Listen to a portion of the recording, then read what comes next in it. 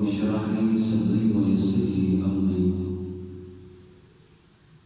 واحلل عقدة من لساني يفقهوا قولي. الحمد لله وكفى وسلام على سيد الأنبياء والمرسلين. أما بعد فأعوذ بالله من الشيطان الرجيم. بسم الله الرحمن الرحيم. إنما يريد الله ليذهب عنكم الرجس أهل البيت ويطهركم تطهيرا. صدق الله العظيم وصدق رسوله النبي الكريم الأمين.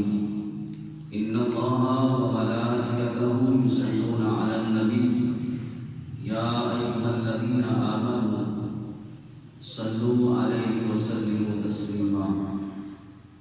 درود پاک آواز بلند پڑھیں. الصلاۃ والسلام علیک یا سیدی یا رسول اللہ وعلی آلہ وصحبہ یا سیدی یا حبیب اللہ. الصلاۃ والسلام علیک یا سیدی یا رسول اللہ وعلی آلہ وصحبہ یا سیدی یا نور اللہ. مولاي صل وسلم دائما ابدا على حبيبك خير الخلق كلهم. هو الحبيب الذي ترجى شفاعته لكل هول من الأحوال مقتحم. يا أكرم الخلق ما لمن ألوذ به سواك عند حلول الحادث الأمم. رب صل وسلم دائما ابدا على حبيبك خير الخلق كلهم.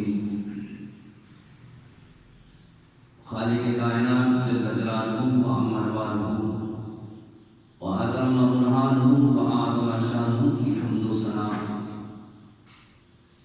اور اس کے پیارے حبیب حضور النور شافی یوم النشور دستگیر جہاں ہم سارے زمان سید سرورہ حامد قسام قائد المرسلین شفیع المذنبین رحمت للعالمین جناب احمد مصطفیٰ حضرت محمد مصطفیٰ صلی اللہ تعالی علیہ وسلم کی بارگاہ میں ہدیہ درود و سلام عرض کرنے کے بعد رب کائنات جل شانہ کا بے حد فضل عظیم ہے کہ آج اللہ کی توفیق سے ماہ رمضان مبارک کا پہلا جمعہ مبارک ادا کرنے کے لیے ہم سب دوست یہاں حاضر ہیں. دعا ہے خالق کائنات جل شانہ ہماری آج اس حاضری کو اپنی بارگاہ میں شرف قبولیت عطا فرمائے اور خصوصاً مجھے حق سچ بیان کرنے کی اور ہم سب کو سن کر اس پر عمل کرنے کی بھی اللہ توفیق عطا فرمائے. حضرات محترم، آج اللہ کے فضل و کرم سے ماہ رمضان کا چوتھا روزہ جاری و ساری ہے. اللہ تعالی جل شانہ نے اس امت کی بخشش کا رمضان کی صورت میں ایک بہت بڑا بہانہ بنایا ہے کہ اللہ پاک جل شانہ نے جہاں مختلف انداز میں ہمیں عبادت کا حکم دیا ہے وہاں اللہ تعالی جل شانہ نے ایک ایسی عبادت کا ہمیں حکم دیا جس میں صبح سے شام تک ہر حلال وہ چیز جو کھانے کے قابل ہو اس سے منع کر دیا گیا. اگر شادی شدہ ہے، بیوی ہے، تو روزے کی حالت میں اس کے قریب ہونے کی ممانعت فرما دی گئی. گویا کہ اپنے رب کو راضی کرنے کے لیے جس طرح ہم سجدے کرتے ہیں، تسبیحات پڑھتے ہیں، قرآن کی تلاوت کرتے ہیں، ذکر و اذکار کرتے ہیں، اللہ نے ان عبادت سے ہٹ کے ایک منفرد عبادت کا ہمیں حکم عطا فرمایا جس میں بندہ اپنے رب کی رضا کی خاطر صبح سے شام تک نہ کچھ کھاتا ہے نہ کچھ پیتا ہے، اور جس طرح اللہ تعالیٰ جل شانہ پسند فرماتا ہے اس کے مطابق وقت گزارا جاتا ہے، تو پھر خالق کائنات جل شانہ کو اس بندے میں اتنا پیار آتا ہے، اتنا پیار آتا ہے کہ جب شام کا وقت ہوتا ہے اور افطاری بالکل قریب ہوتی ہے تو اس وقت رب تعالیٰ جل شانہ کو اپنے اس بندے پر کتنا پیار آتا ہے، فرمایا کہ سارے دن کی بھوک اور پیاس کی وجہ سے، پیٹ خالی ہونے کی وجہ سے منہ کے اندر سمیل پیدا ہو جاتی ہے، لیکن فرمایا کہ رب تعالیٰ جل شانہ کو اپنے اس بندے کے منہ کی جو بو ہوتی ہے وہ اتنی محبوب ہوتی ہے کہ مشک و عنبر سے بھی زیادہ اللہ تعالیٰ کو وہ بو جو ہے وہ زیادہ محبوب ہوتی ہے۔ یعنی کہ ہم اپنے جسم میں جو خوشبو لگاتے ہیں، جو عطر لگاتے ہیں، تو اس سے ہمارا دل خوش ہوتا ہے اور دیکھنے والے وہ بھی اچھا محسوس کرتے ہیں، لیکن ہمارے منہ سے جو گندگی، جو ہمارے منہ سے جو گندی سمیل خارج ہوتی ہے، ہمارا اپنا محبوب بھی کیوں نہ ہو، ہمارا اپنا پیارا بھی کیوں نہ ہو، وہ بھی اعتراض کر دیتا ہے کہ یار اپنا پہلے منہ صاف کر کے آؤ، تمہارے منہ سے کتنی سمیل آ رہی ہے۔ لیکن قربان جائے اس رب کے اوپر، میرے محبوب فرماتے ہیں تمہارے افطاری کے وقت تمہارے منہ کی جو بو ہوتی ہے وہ رب تعالیٰ جل شانہ کو تمام خوشبوؤں سے زیادہ محبوب ہوتی ہے۔ تو یہ ماہ رمضان کا مہینہ در حقیقت ہمارے لیے اللہ تعالیٰ جل شانہ نے ایک نجات کا ذریعہ بنایا ہے۔ دعا فرمائیں کہ خالق کائنات جل شانہ اس ماہ رمضان کو ہمارے لیے دنیا اور آخرت میں نجات کا ذریعہ بنائے۔ حضرات محترم، ماہ رمضان کی ابتدا میں عمومی طور پہ ہمارے اہل سنت کی مساجد میں خصوصیت کے ساتھ جو ذکر خیر کیا جاتا ہے وہ ہمارے آقا مولا حضرت محمد مصطفیٰ صلی اللہ تعالیٰ علیہ وسلم کی پیاری لفظ ذکر حضرت بی بی فاطمہ الزہرا رضی اللہ تعالیٰ عنہا، آپ کا ذکر مبارکہ پہلے جمعہ کو اکثریت کے ساتھ بیان کیا جاتا ہے۔ اس کی وجہ کیا ہے؟ جیسے عموماً عام جو دن ہوتے ہیں ان دنوں میں جب کسی اللہ کے ولی کا کوئی وصال کا وقت قریب ہوتا ہے، یعنی کہ ان کا عرس جب ہوتا ہے تو پھر ان دنوں میں ان کا تذکرہ کیا جاتا ہے کہ فلاں دن میں فلاں جو اللہ کے ولی تھے وہ اس دنیا سے پردہ فرما کے اپنے خالق حقیقی سے جا کے ملے۔ تو اسی طریقے سے حضرت فاطمہ الزہرا رضی اللہ تعالیٰ عنہا جو ہیں، آپ کا وصال مبارکہ ماہ رمضان کے ابتدا میں، ماہ رمضان کی 3 تاریخ کو آپ کا وصال ہوا، آپ نے دنیا سے پردہ فرمایا اور اپنے خالق حقیقی سے ملاقات فرمائی۔ تو اس لحاظ سے چونکہ آپ کا اس مبارکہ بھی ہے، آپ کا یوم وصال بھی ہے، تو اس لحاظ سے چند کلمات آپ کی بارگاہ میں حق عقیدت پیش کرنے کی کوشش کرتے ہیں کہ یہ وہ مقدس ہستیاں ہیں جن کے احسانات اس امت پر اس قدر ہیں کہ ان کا ذکر ہم نہ چاہتے ہوئے بھی چھوڑ نہیں سکتے ہیں، کہ اللہ پاک جل شانہ نے ان اپنی بزرگ ہستیوں کی وجہ سے جو کچھ ہمیں عطا کیا ہے، ہم گناہگار، ہم ایسے اعمال کرنے والے کہ اگر ہمارے قریبی کسی دوست کو، ہمارے بھائی کو، ہمارے گھر میں سے کسی فرد کو ہمارے حالات کا پتہ چل جائے کہ ہم چھپ چھپ کے کیا کرتے ہیں اور کیسے کیسے اعمال کرتے ہیں، تو ہمارے قریبی بھی ہم سے نفرت کریں۔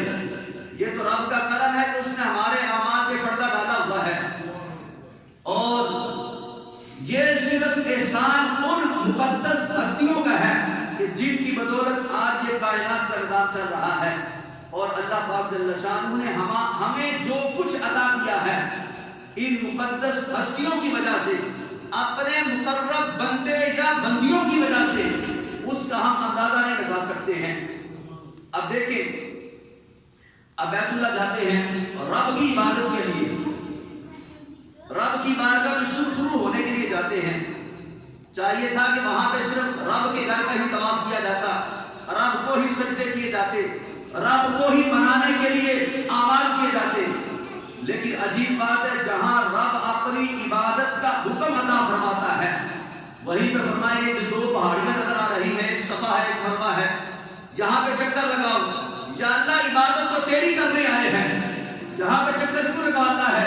فرمایا اس لیے چکر لگواتا ہوں کہ یہاں پر میری ایک مقدس بندی نے چکر لگائے ہیں، بس اس کے یہ چکر لگانے مجھے اتنے محبوب ہوئے، اتنے پیارے لگے کہ فرمایا اب قیامت تک کے لیے قانون بنا دیا ہے۔ نبی کی سنت نہیں ادا ہو رہی ہے، یہاں پہ اللہ کی ولیہ کی سنت ادا ہو رہی ہے۔ پتا چلا اللہ تعالیٰ جل شانہ نے اپنے مقرب بندے یا بندیوں کی وجہ سے اس امت پر جو احسان کیا ہے، جو فضل کیا ہے، اس کو ہم شمار ہی نہیں کر سکتے ہیں۔ اب بندہ وہاں پہ جاتا ہے، چکر لگاتا ہے، جب واپس پلٹتا ہے تو رب تعالیٰ جل شانہ اس کو یہ انعام، یہ فضیلت عطا فرماتا ہے کہ زندگی بھر کے تمام خطاؤں کو درگزر فرما کے اللہ تعالیٰ اس بندے کو نیکوکاروں میں شمار فرما دیتا ہے۔ اسی طریقے سے وہ تو حضرت ابراہیم خلیل اللہ کی زوجہ تھی جنہوں نے وہ چکر لگائے، ہمارے لیے اس کے اندر نجات کا ذریعہ بنا دیا، لیکن ایک وہ ہیں، وہ زوجہ نبی کی نہیں ہیں، وہ زوجہ علی کی ہیں۔ ایک وہ ہے جو نبی علیہ السلام کی لخت جگر ہے، حسنین کریمین علیہ الرحمن کی امی جان ہیں اور جنتی عورتوں کی سردار ہیں۔ اللہ تعالیٰ جل شانہ نے ان کی وجہ سے جو اس امت پر احسان کیا ہے، جو اس امت پر جو ہے وہ کرم کیا ہے، اگر ہم ساری زندگی رب کی بارگاہ میں سر سجدے میں رکھ کے شکر ادا کرتے رہیں، میں سمجھتا ہوں کہ وہ احسان کا بدلہ ہم نہیں چکا سکتے ہیں۔ وہ احسان کیا ہے کہ حضرت فاطمہ الزہرا رضی اللہ تعالیٰ عنہا نے جو دو اپنے لفظ جگر اس امت کو عطا کیے، اور پھر ان کی وجہ سے اس امت پر جو احسانات ہوئے ہیں اس کو ہم لفظوں میں نہیں بیان کر سکتے ہیں، اس کو ہم گنتی کے طور پہ گر نہیں سکتے ہیں کہ جناب اتنے احسان کیے، اس سے زیادہ بھی کیے ہیں، ایسا نہیں ہے۔ حضرت امام حسن رضی اللہ تعالیٰ عنہ، یہ حضرت فاطمہ الزہرا رضی اللہ تعالیٰ عنہ کے بڑے صاحبزادے ہیں۔ حضرت امام حسین رضی اللہ تعالیٰ عنہ یہ حضرت امام حسن سے چھوٹے ہیں، اور ان دونوں جوانوں کے بارے میں میرے اور آپ کے آقا مولا حضرت محمد مصطفیٰ صلی اللہ تعالیٰ علیہ وسلم نے نہ صرف جنتی ہونے کی بشارت عطا فرمائی ہے، بلکہ فرمایا جنتی نوجوانوں کی اللہ نے ان کو سرداری عطا فرمائی ہے۔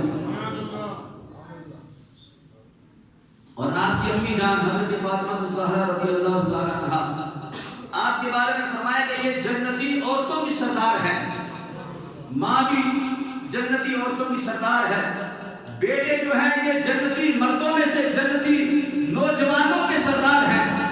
اب دیکھو حضرت امام حسن رضی اللہ تعالیٰ عنہ کا اس امت پر جتنا بڑا احسان ہے۔ حضرت امام حسن رضی اللہ تعالیٰ عنہ جب خلیفہ بنے نا، اس امت کے جب 5ویں خلیفہ مقرر ہوئے تو اس کے بعد کیا ہوا، یہ امت 2 حصوں میں تقسیم تھی۔ حضرت امیر معاویہ رضی اللہ تعالیٰ عنہ کے ساتھ کچھ افراد تھے، اور کچھ افراد حضرت امام حسن رضی اللہ تعالیٰ عنہ کے ساتھ تھے، یعنی کہ امت 2 حصوں میں بڑھ چکی تھی، اور حالت یہ تھی کہ دونوں طرف والے جو تھے وہ سارے مسلمان تھے، سارے حضور کا کلمہ پڑھنے والے تھے، لیکن اس کے باوجود دونوں طرف سے تلواریں چل رہی تھی، دونوں ایک دوسرے کے دشمن بن چکے تھے گروہ۔ تو ایسی صورت میں حضرت امام حسن رضی اللہ تعالیٰ عنہ نے حضرت امیر معاویہ رضی اللہ تعالیٰ عنہ کے ہاتھ پر بیعت کر کے جو خلافت حضرت علی المرتضیٰ رضی اللہ تعالیٰ عنہ سے چلتی ہوئی آپ تک پہنچی تھی، آپ نے وہ خلافت حضرت امیر معاویہ رضی اللہ تعالیٰ عنہ کے ہاتھ کے اوپر بیعت کر کے ان کو عطا فرما دی۔ اس طریقے سے یہ جو امت کے اندر ایک بہت بڑا شگاف پڑ چکا تھا، ایک بہت بڑا خلا پیدا ہو چکا تھا، اور بہت بڑی جنگ چھڑ چکی تھی، آپ نے دونوں گروہوں کو ملا کے اس امت پر قیامت تک کے لیے بہت بڑا احسان عظیم فرمایا ہے۔ اگر بالفعل اس وقت یہ حالات نہ ہوتے آج بھی یہ امت اکٹھی نہ ہوتی. یہ تو رب کا فضل ہوا. اور میرے محبوب علیہ السلام نے جو اپنی ظاہری زندگی میں فرمایا تھا وہ سچ ثابت ہوا کہ فرمایا میرا بیٹا جو حسن ہے کہ دو مسلمانوں کے بڑے گروہ ان کے اندر صلح کروانے کے کا یہ سبب بنے گا. اور یہ واقعی ایسے ہوا کہ آپ نے پھر اپنی جو خلافت تھی اپنی جو حکومت تھی وہ ساری حضرت امیر معاویہ رضی اللہ تعالیٰ عنہ کے سپرد کر دی اور دونوں گروہوں کو آپس میں ملا دیا. اور دوسرا احسان حضرت امام حسین رضی اللہ تعالیٰ عنہ نے اس امت پر کیا ہے کہ آپ نے میدان کربلا کے اندر ایسے حکمران کا انکار کیا جو کلمہ پڑھنے والا تھا, جو رب کو رب ماننے والا تھا. اس بات کو ہر بندہ جانتا ہے, لیکن وہ دین میں تبدیلی کر رہا تھا. زکوٰۃ کا منکر ہو گیا, نمازوں کا انکار کرنا شروع کر دیا, بہن بھائیوں کا نکاح اس نے جائز قرار دے دیا, بہت ساری ایسی خرابات اس نے دین کے اندر پیدا کر دی. اور کہتا تھا کہ امام حسین اگر میرے ہاتھ پہ بیعت کر لے تو میرے لیے اگلا وقت جو ہے وہ آسان ہو جائے گا اور پھر میں جیسے مرضی حکومت کرتا پھروں گا, مجھے کوئی روک ٹوک کرنے والا نہیں ہوگا. تو آپ نے اس وقت اپنا کردار بھی دکھایا.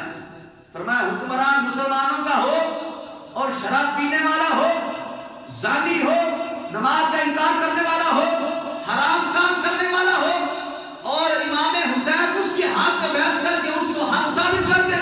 فرمایا میں اپنا خاندان بڑھوا سکتا ہوں, اپنے بیوی اپنے جو بچے ہیں ان کو ذبح کروا سکتا ہوں, اپنی جان تو اس دین کی خاطر دے سکتا ہوں, لیکن اس کے ہاتھ پہ بیعت نہیں کریں گا. یہ آپ کا بہت بڑا احسان تھا.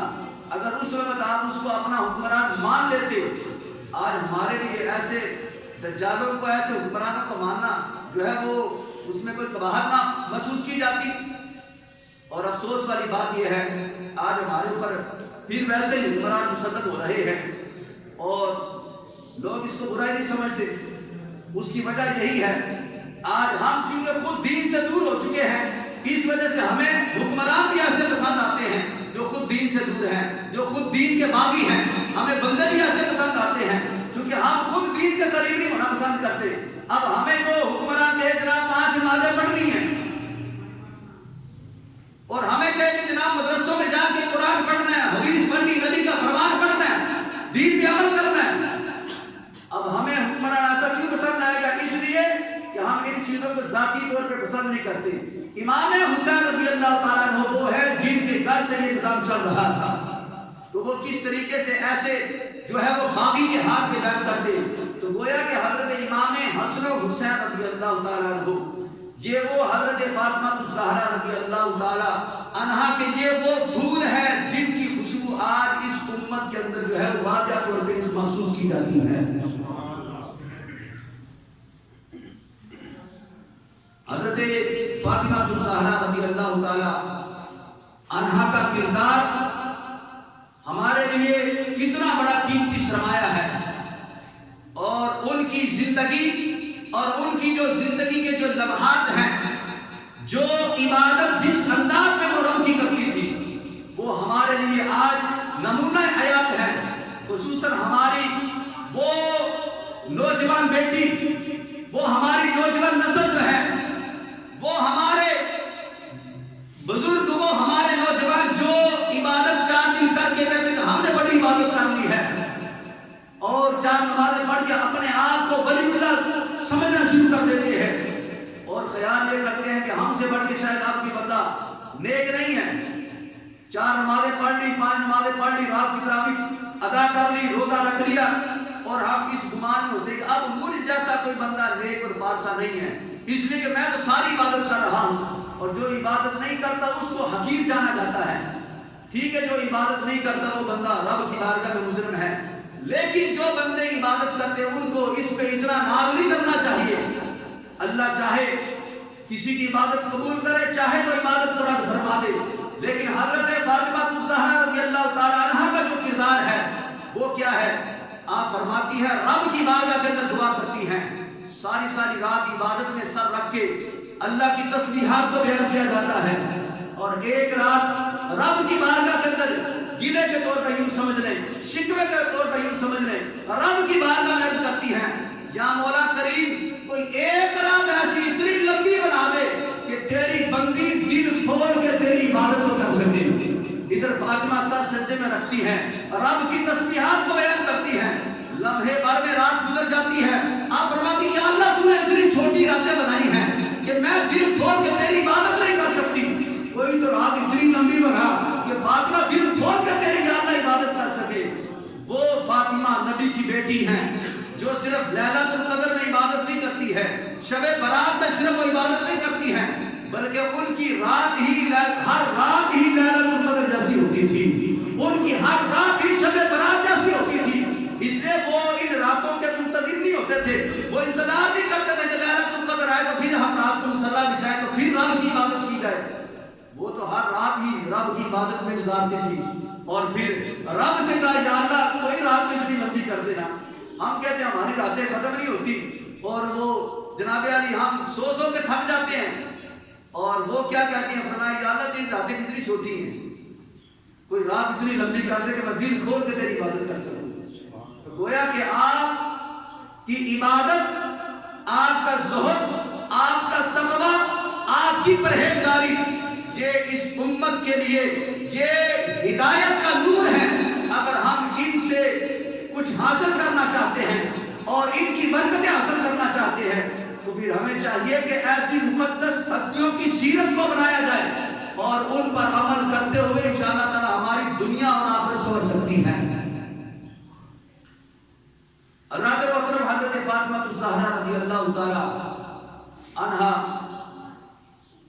رب تعالی جل شانہ نے آپ کو جو عظمت اور جو شان عطا فرمائی ہے، یقیناً کائنات کے اندر اتنی فضیلت اللہ نے کسی اور عورت کو نہیں عطا فرمائی ہے۔ حضرت امام اعظم ابو حنیفہ رضی اللہ تعالی عنہ آپ سے سوال ہوا کہ حضرت فاطمہ رضی اللہ تعالی عنہا کی شان زیادہ ہے یا حضرت بی بی عائشہ صدیقہ طیبہ طاہرہ رضی اللہ تعالی عنہا کی شان زیادہ ہے؟ ایک نبی کی زوجہ ہیں اور ایک نبی کی بیٹی ہیں، حضرت عائشہ کی بھی بڑی شان ہے، حضرت فاطمہ کا بھی بڑا مقام و مرتبہ ہے۔ اب ہم کس طریقے سے ان دونوں کے اندر تقسیم کر سکیں گے کہ ہمیں کیسے پتا چلے گا کہ کون افضل ہے زیادہ اور کس کا مقام کتنا بلند ہے؟ تو آپ فرماتے ہیں کہ اگر بیٹی ہونے کے ناطے دیکھا جائے تو حضرت فاطمہ الزہرا رضی اللہ تعالی عنہا یہ نبی کی بیٹی ہیں اور حضرت عائشہ صدیقہ رضی اللہ تعالی عنہا یہ امتی کی بیٹی ہیں۔ تو فرمایا بیٹی ہونے کے ناطے فاطمہ الزہرا رضی اللہ تعالی عنہا کا مقام حضرت عائشہ سے زیادہ ہے، کیونکہ بیٹی نبی کی ہے، حضرت عائشہ بیٹی امتی کی ہیں، حضرت ابو بکر کی ہیں۔ تو فرمایا بیٹی ہونے کے رشتے سے اگر دیکھو تو حضرت فاطمہ کا مقام حضرت عائشہ سے زیادہ ہے، اور فرمایا اگر بیوی ہونے کے ناطے دیکھو تو پھر فرمایا حضرت فاطمہ رضی اللہ تعالی عنہا یہ بیوی ہے امتی حضرت علی المرتضیٰ کی، اور حضرت عائشہ صدیقہ رضی اللہ تعالی عنہا یہ بیوی ہے نبی آخر الزمان صلی اللہ علیہ وسلم کی۔ تو فرمایا اگر بیوی کے رشتے سے دیکھو تو پھر فرمایا حضرت عائشہ کا مقام زیادہ ہے، حضرت فاطمہ کا مقام اس کے بعد آتا ہے۔ لیکن ہمیں اس جھگڑے کے اندر پڑنے کی ہمیں عادت نہیں ہے، اور نہ ہی کسی کو اجازت ہے کہ کوئی بندہ ترازو لے کے تولتا پھرے کہ کس کا مقام زیادہ ہے کس کا مقام کم ہے۔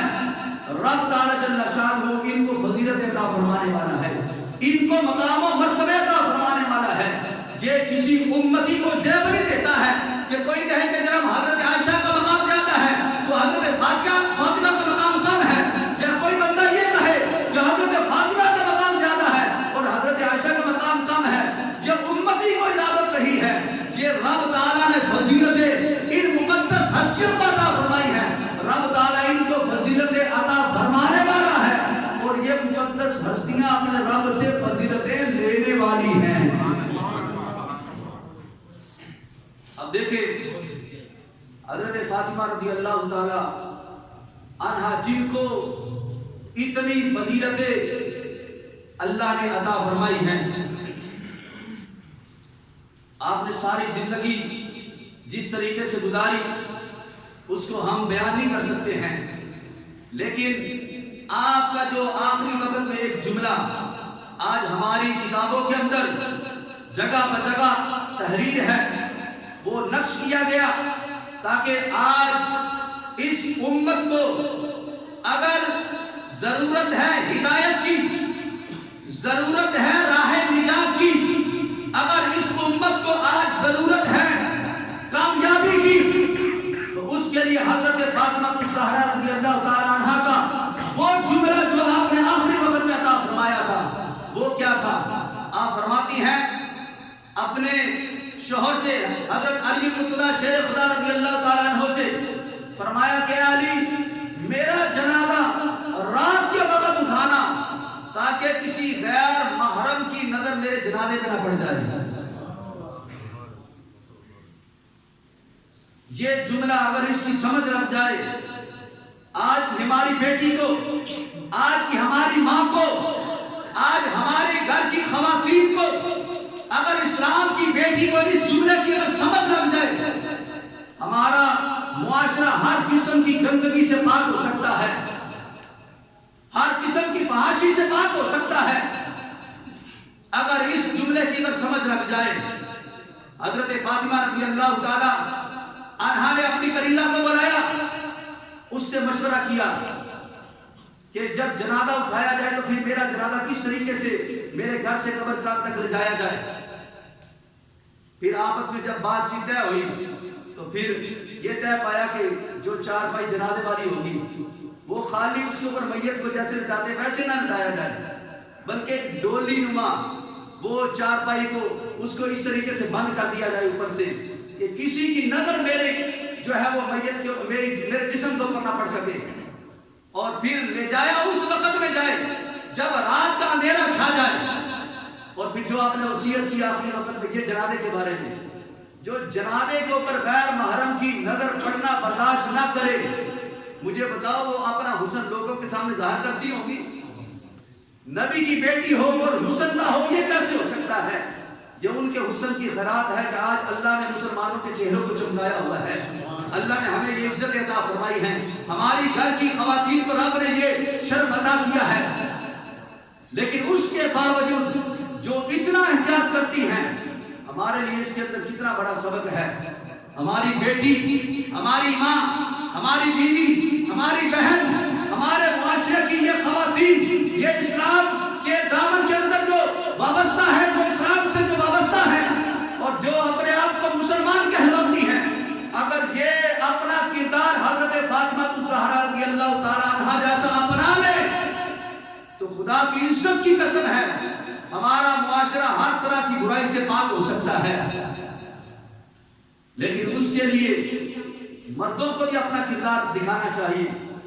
اب جو مرد شادی کے بعد کہے کہ جناب مجھے یہ برقع پسند نہیں ہے، مجھے یہ تمہارا نقاب کرنا اچھا نہیں لگتا ہے، یہ پرانے وقتوں کی خواتین ایسی کرتی تھی، تو لہذا پہلے دن ہی اپنی بیوی سے جو مرد برقع پردہ چھین لیتا ہے اور بے پردہ اس کو اپنے ساتھ بائک پہ بٹھاتا ہے، بال کھلے ہیں، نہ سر پہ دوپٹہ ہے، نہ چہرے پہ کوئی نقاب ہے، اور وہ بڑے مزے کے ساتھ بازاروں میں گھوم رہے ہیں، سیر سپاٹے میں جاتے ہیں، اور کوئی اس کو یہ خیال نہیں کہ میری عزت ہے، میری بیوی ہے، میرا سب کچھ یہی ہے، اور لوگ اپنی آنکھیں پھاڑ پھاڑ کے اس کو دیکھتے ہیں اور یہ اس پہ فخر محسوس کرتا ہے۔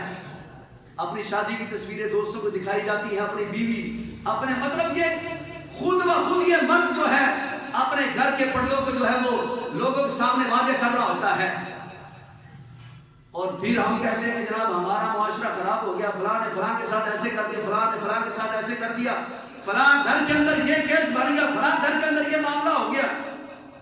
تو ابتدا تو مرد نے خود کی تھی، دروازہ تو برائی کا اس نے خود کھولا تھا، ماں باپ نے تو پردے کے اندر تجھے اپنی بیٹی دی تھی، لیکن اتنے میں دکھ اور افسوس والی بات یہ ہے کہ تو نے آتے ہی اپنی بیوی کا پردہ چھین لیا اور تو نے آتے ہی اپنی جو ہے وہ بیوی کو بے پردہ کر دیا، تو نتیجہ کیا نکلا؟ پھر جو اس کے بعد جو اس کی اولاد پیدا ہوگی تو کیا وہ باپردہ اولاد ہوگی؟ جس نے بیوی کو باپردہ نہ رہنے دیا وہ اپنی بیٹی کو کیسے باپردہ کرے گا؟ یہ باتیں ہر بندے کو سمجھنی چاہیے۔ ہمارا دین جو ہے یہ لواسوں کا دین نہیں ہے، ہمارا دین دین اسلام یہ کوئی بناوٹی کوئی خود ساختہ دین نہیں ہے، یہ رب کا پسندیدہ دین ہے جو رب نے اپنے آخر الزمان نبی حضرت محمد مصطفیٰ صلی اللہ تعالیٰ علیہ وسلم کو عطا فرمایا ہے، اور آپ کی نسبت سے رب نے یہ دین اسلام ہمیں عطا فرمایا ہے۔ اس دین کے کچھ تقاضے ہیں، اس دین کی کچھ پابندیاں ہیں، ہم اپنی مرضی نہیں کر سکتے۔ آج کچھ عورتیں کلمہ پڑھ کے کہتی ہے میرا جسم میری مرضی، ارے تیرا جسم کیا خان تیرا ہے، تیری مرضی کیا خان تیرا جسم کے اوپر ہے۔ اگر یقین نہ ہے لمحے بھر کے لیے قبرستان جا کے دیکھو، پھر تمہیں پتا چلے گا کس کا جسم ہے کس کی مرضی ہے۔ آج کیڑے پڑ گئے ان جسموں پہ، آج جناب علی وہ جسموں کو، آج وہ جسموں کے اندر نہ خوشبو رہی، نہ وہ حسن رہا، نہ ان کی تازگی رہی، نہ وہ طاقت رہی، نہ وہ جوانی رہی۔ آج قبروں کے اندر جسم پھٹ گئے، خون بہہ گئے، وہ حسن جو ہے وہ ختم ہو گیا، آج جسموں کو کیڑے کھا گئے۔ آج دیکھو جا کے قبرستانوں کے اندر اللہ جس کو پسند فرماتا ہے، جس سے محبت کرتا ہے، اللہ اسی کے جسم کو سلامت رکھتا ہے، اسی کے جسم کا خوشبودار رکھتا ہے۔ لوگ کہتے ہیں آج اس معاشرے کے اندر عورت آواز اٹھاتی ہے میرا جسم میری مرضی، ارے نہ تیرا جسم ہے نہ تیری مرضی ہے، یہ جسم بھی رب کا ہے، یہ مرضی بھی رب کی ہے۔ دیکھو قبرستانوں میں جا کے کھول کے دیکھو اپنے پیاروں کی قبروں کو کس حالت میں لیٹے ہوئے ہیں، نہ جسم تمہارا ہے نہ مرضی تمہاری ہے۔ آؤ تمہیں ایک قریبی ایک قبرستان سے واقعہ سناتا ہوں۔ میرا ایک دوست تھا، اس نے مجھے واقعہ سنایا، اس کو اس بندے نے سنایا جس نے اپنی آنکھوں سے حال دیکھا تھا۔ یہ فتح گڑھ یہ قریب علاقہ ہے، اس کے ساتھ پیٹرول پمپ ہے، پیٹرول پمپ کے ساتھ اندر سڑک جاتی ہے۔ کچھ دوستوں نے وہ راستہ دیکھا ہوگا، تھوڑا سا اندر جائے تو آگے الٹی آگے قبرستان چھوٹا سا آتا ہے۔ اس قبرستان کا واقعہ ہے، ایک میت ہو گئی، لوگوں نے جنازہ اٹھایا، اٹھا کے قبرستان لے گئے۔ قبر جب کھولی تو ساتھ والی قبر کھل گئی۔ جب وہ قبر کھلی تو اس میں سے خوشبو آ رہی تھی، اور ایسی خوشبو کہ وہ خوشبو بازاروں میں نہیں ملتی ہے، ایسی خوشبو بازاروں میں فروخت نہیں ہوتی ہے۔ اندر میت ہے، تر و تازہ ہے، اور جسم صحیح سلامت ہے، اور کفن بالکل صاف شفاف ہے، خوشبوؤں کے حلے آ رہے ہیں۔ کچھ لوگ ہوتے ہیں اہل محبت ہوتے ہیں، کچھ جب ایسے معاملہ دیکھیں تو پھر تک بھی کرنے کی کوشش کرتے ہیں، دیکھیں یہ ہے کون آخر۔ لوگوں نے دائیں بائیں باتیں کی، پتہ نہ چلا کس کی قبر ہے۔ خیر وہ جو میت دفنانے کے لیے آئے تو اس کو دفنایا، قبر بند کر دی۔ ایک بندہ اس نے تحقیق کرنا شروع کی کہ یار آخر پتہ چلے یہ کس کی قبر ہے اور یہ کون ہے گھر والے۔ خیر دائیں بائیں ادھر ادھر پوچھتے پوچھتے بات چلتی چلتی وہ اس گھر تک پہنچ گئی جن کی وہ قبر تھی۔ دروازہ کھٹکھٹایا گیا، اندر سے ایک مرد نکلا اور اس سے پوچھا کہ یار آپ کا کوئی عزیز فلاں قبرستان میں دفن ہے؟ کہا ہاں میری بیوی وہاں پہ آرام فرمائے، وہاں پہ وہ دفن ہے۔ تو اس سے جب اس کے حال احوال پوچھے گئے، کہا وہ ہم اپنے ایک عزیز کی تدفین کے لیے گئے تھے تو وہاں پہ قبر کھل گئی اور میں نے عجیب منظر دیکھا، میت صحیح سلامت ہے، یہ وہ ہیں جن پہ رب کی مرضی چلتی ہے، جن پہ رب کی مرضی چلتی ہے، جن کا جسم اپنا نہیں، جن کے جسم پہ اپنی مرضی نہیں، رب کی مرضی ہے۔ اب وہ کیا ہے؟ اس نے کہا میں نے دیکھا خوشبو آ رہی ہے، کفن صحیح سلامت ہے، میت بالکل تندرست ہے۔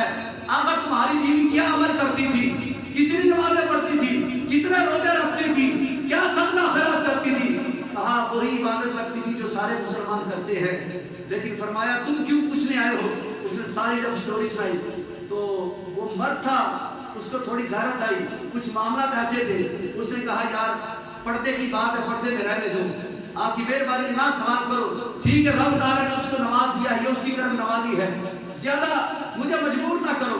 لیکن وہ بندے نے جب اس کی باتیں سنی تو وہ اس کو مزید جستجو بڑھی. تو اس نے کہا نہیں میں سوال میں پوچھ کے جاؤں گا, مجھے بتاؤ آخر وجہ کیا ہے. فرمایا اور تو مجھے خیر کوئی عمل کا پتہ نہیں ہے. فرمایا ہم دونوں کی شادی ہوئی تو میں اس قابل نہیں تھا. میں نے اپنی بیوی کو سمجھایا, اس نے کہا میرے نصیب میں جو تھا میں نے قبول کیا, جو اللہ کی مرضی ہے میں اس پہ راضی ہوں.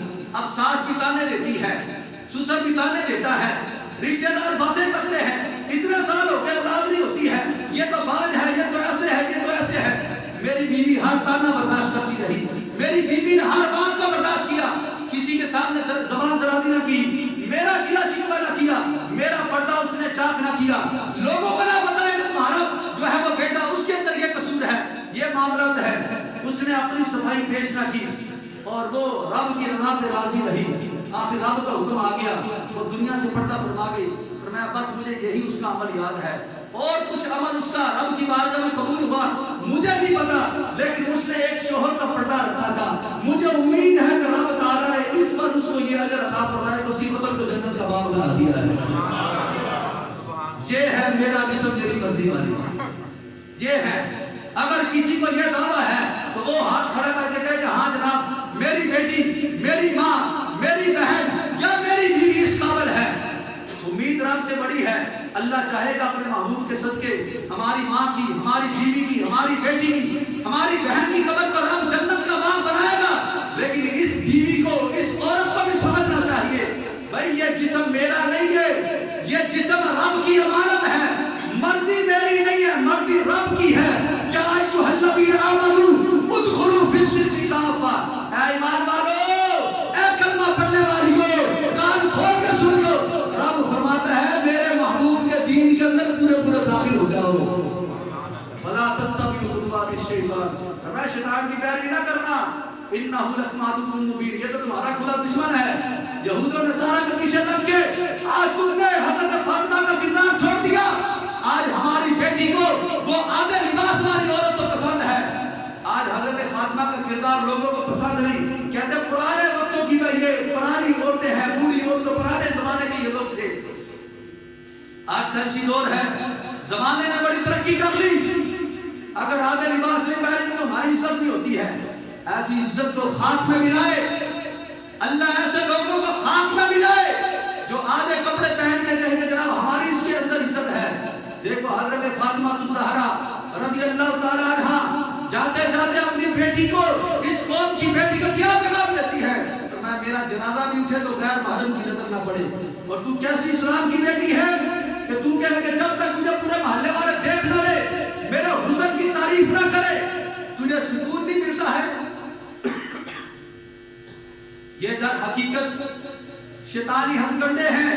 اور حضرت فاطمہ رضی اللہ تعالی عنہا کے کردار میں رب تعالی جل شانہ نے جو آپ کو انعام عطا فرمایا, سنیں ذرا.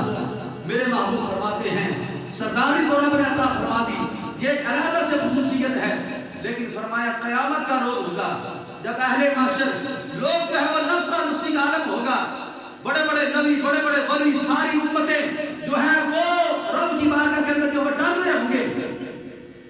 جب حساب و کتاب ہو رہے ہوں گے اور لوگوں کو اپنی اپنی پڑی ہوگی تو پھر ایک صدا ہے گی, اے اہل محشر اپنی نظروں کو جھکا لو, اپنی نظریں نیچی کر لو. وقت وہ ہوگا کہ سب کی نظریں آسمان کی طرف لگی ہوں گی. لیکن فرمایا جائے کہ آج اپنی نظریں نیچے کر لو, اپنی نظروں کو بند کر لو. کیا ہے؟ فرمایا آج میرے محمد کی بیٹی یہاں سے گزر کے جنت میں جا رہی ہے.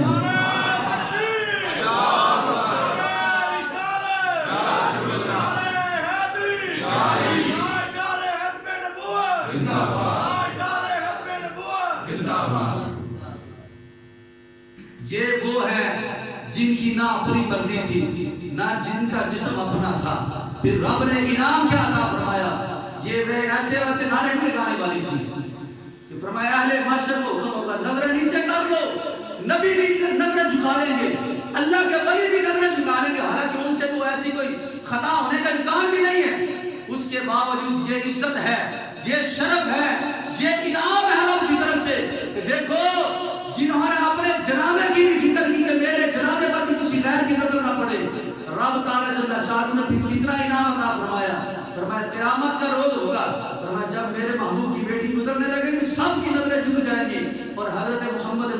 بیٹی گزر کے جنت میں داخل ہوتی ہے.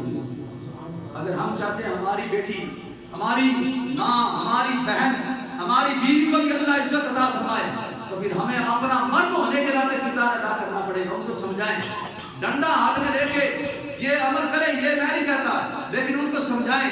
اگر بیار سے بات نہ مارے بھی سختی کر سکتے ہیں، لیکن کم از کم بندہ غیرت مند ہونا چاہیے، بے غیرت بندہ نہیں ہونا چاہیے. بے غیرت بندے کی اسلام کے اندر کوئی اہمیت نہیں ہے. بے غیرت کو دیوس کہا گیا ہے. دیوس کا نہ نماز قبول ہے، نہ سجدہ قبول ہے، نہ قرآن پڑھنا قبول ہے، نہ اس کا روزہ قبول ہے، نہ کعبے کے طواف اس کے قبول ہوتے ہیں. دیوس وہ بد نصیب بندہ ہے جو اس بات کی فکر نہ کرے کہ اس کی بیوی بے پردہ باہر جائے یا یہ خود باہر لے کے جاتا ہے اور اس کو کوئی فکر نہیں ہوتی ہے. فرمایا یہ بندہ وہ بد نصیب ہے کہ فرمایا جس کی اللہ نہ عبادت قبول کرتا ہے اور نہ اللہ تعالیٰ اس کی بخشش و مغفرت فرماتا ہے. اس لیے بندہ غیرت مند ہو، اس کو پتا ہو میرے پیچھے بائک پہ جو بیٹھی ہے یا میری گاڑی کے ساتھ میری ساتھ والی سیٹ پہ جو بیٹھی ہے یہ میری بیوی ہے، یہ میری ماں ہے، یہ میری بیٹی ہے، یہ میری عزت ہے. اگر اس کی طرف کوئی بندہ گندی نگاہ اٹھائے گا، یہ اس کی طرف نگاہ نہیں جاتی، یہ میری طرف آتی ہے، میری عزت پہ ہاتھ ڈالا جاتا ہے. یہ تب ہوگا جب بندے کے اندر غیرت ہوگی. جب غیرت کا جنازہ نکل جائے پھر وہ پرواہ نہیں کرے گا، پھر وہ خود کہے گا مجھے یہ برا لگتا ہے کہ تم پردہ کرتی ہو، میری انسلٹ ہوتی ہے، میری بے عزتی ہوتی ہے. اگر آپ تھوڑی دیر کے لیے ذرا اپنے ہوش و حواس کے ساتھ ذرا بیٹھے، میں آپ سے ایک سوال کرتا ہوں. آپ کے گھر میں کتنی کتابیں ہیں؟ آپ کے بچے پڑھتے ہیں، ہر بچے کے پاس 8-8 10 کتابیں ہوتی ہیں. اگر 4-5 بھی بچے گھر میں پڑھنے والے ہیں تو 40-50 کتابیں ہوگی، اور خود آپ کے ذاتی مطالعے کی کچھ کتابیں ہوگی. سمجھ لیں میکسیمم 50 کتابیں آپ کے گھر میں پڑھی ہیں. ایمانداری سے بتائیں کیا سب کو آپ نے غلاف کے اندر کپڑے کے اندر پیٹ کی عزت کے ساتھ رکھا ہوا ہے؟ کوئی ایک کتاب بتا دے جس کو عزت کے ساتھ رکھا ہے، جس کو آپ نے کپڑے میں رکھا ہے، وہ کون سی کتاب ہے؟ اس کو قرآن کہا جاتا ہے. اچھا چلے مزید آسان کا تو وقت ہو چکا ہے. پوری دنیا کی مساجد کا آپ جائزہ لے لیں، تمام بے پردہ ہے، کسی کے اوپر کپڑا نہیں ہے، کسی مسجد کے اوپر غلاف نہیں ہے. ٹائلیں لگی ہیں بڑی بڑی خوبصورت، بڑا بڑا خوبصورت ڈیزائن کیا گیا، بڑا بڑا خوبصورت رنگ اس کے اوپر کیے گئے، بڑے نقش و نگار بنائے گئے، لیکن اس کے اوپر پردہ، اس کے اوپر جو ہے وہ غلاف نہیں چڑھایا گیا. ایک بیت اللہ ہے، ایک رب کا گھر ہے جس کے اوپر غلاف چڑھایا گیا. وجہ کیا ہے؟ تاکہ پتہ چلے عام مسجد اپنی جگہ پہ ہے، یہ عام نہیں، یہ خاص مسجد ہے، یہ رب کا کعبہ ہے، یہ رب کا گھر ہے. تو فرمایا تمہاری بیوی کلمہ پڑھنے والی ہو، محبوب کی امتی ہو، اور حضور علیہ السلام کے دین کو ماننے والی ہو، اور وہ بے پردہ گھر سے نکلے. فرمایا یہ تمہیں زیب نہیں دیتا، فرمایا تمہیں پردے کا اس لیے حکم دیا گیا ہے تاکہ پتہ چلے یہ جو با پردہ عورت جا رہی ہے، نہ یہ یہودن ہے، نہ یہ عیسائی ہے، نہ یہ ہندو ہے، نہ یہ سکھ ہے، نہ یہ کافرہ ہے، بلکہ یہ محمد عربی کی غلام، اس کی محبوب علیہ السلام کی جو امتی ہے، یہ اس کی بیٹی جا رہی ہے. لیکن یہ اس صورت میں ہوگا جب مرد کے اندر تھوڑی غیرت ہوگی. اس لیے تھوڑا سا جاگ کے رہے. میری بیوی ہے تو میرا حق بنتا ہے، میری ماں ہے تو میرا حق بنتا ہے، میری بیٹی ہے تو میرا حق بنتا ہے کہ میں اس کی جو ہے وہ اس کے لیے جو ہے وہ کوشش کروں اور اس کو سمجھاؤں اور اس کو بتاؤں کہ ہمارا دین جو ہے وہ لاوارثوں کا دین نہیں ہے. جس دین کے اندر ہم شامل ہیں اس دین کی کچھ پابندیاں ہیں، تو فرمایا اس عورت کو پابندی برداشت کرنی پڑے گی. پھر پتہ چلے گا یہ مسلمان مومنہ عورت ہے اور یہ کافرہ عورت ہے. اس میں فرق ہم نے کرنا ہے. اگر یہ پردہ ہم نے ختم کر دیا تو پھر آپ سمجھ سکتے ہیں کہ جو چیز بے پردہ ہوتی ہے مکھیاں بھی اسی کے اوپر آ کے بیٹھتی ہیں، گندگی بھی اسی کے اوپر ہوتی ہے. تو فرمایا اپنی گھر والے عورت کو اپنی عزت کو بے پردہ نہ کرے. یہ حضرت فاطمہ الزہرا رضی اللہ تعالیٰ عنہ کا یہ آج اس امت کو یہ پیغام ہے کہ اپنی عورتوں کو ایسا پردہ کرواؤ کہ پتہ چلے کہ یہ دیکھنے میں یہ محسوس نہ ہو کہ یہ جوان عورت ہے یا بوڑھی عورت کیا رہی ہے. میں سلام پیش کرتا ہوں خواتین کو جو باپردہ ہے اور خصوصاً پٹھان برادری.